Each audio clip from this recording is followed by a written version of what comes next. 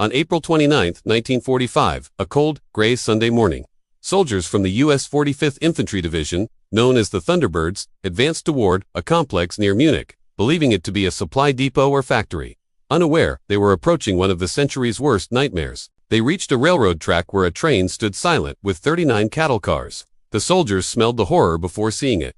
A lieutenant peered inside one car and screamed. Thousands of bodies, men, women, children starved, beaten, stacked like garbage, dead from thirst and exposure. Some bore bite marks from survivors, desperately trying to eat the dead. These battle-hardened veterans, who had fought in Italy and France and seen comrades torn apart, broke down for the first time. A 19-year-old soldier from Oklahoma sat in the snow crying uncontrollably. Others vomited.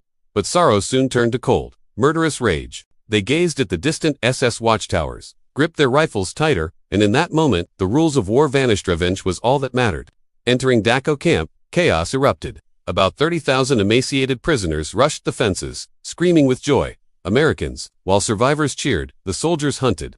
In the coal yard, around 50 SS guards tried to surrender, shouting Hitler, kaput. A lieutenant, possibly Jack Bushyhead, gestured with his submachine gun. The guards lined up against a wall. A machine gun opened fire for about 10 seconds. When the smoke cleared, most were dead, the snow stained red with blood and black with coal dust. Lieutenant Colonel Felix Sparks arrived, heard the shots, ran over, and fired his pistol in the air, shouting to stop. At Tower B, surrendering guards were shot off ladders and into the moat, then fired upon again. Prisoners also took revenge, beating hidden guards to death with shovels and bare hands, while Americans watched silently.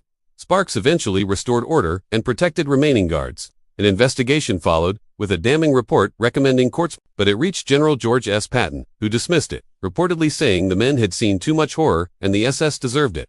Eisenhower agreed, and charges were dropped. The Dachau reprisals remained controversial, a human reaction to pure evil, not planned genocide.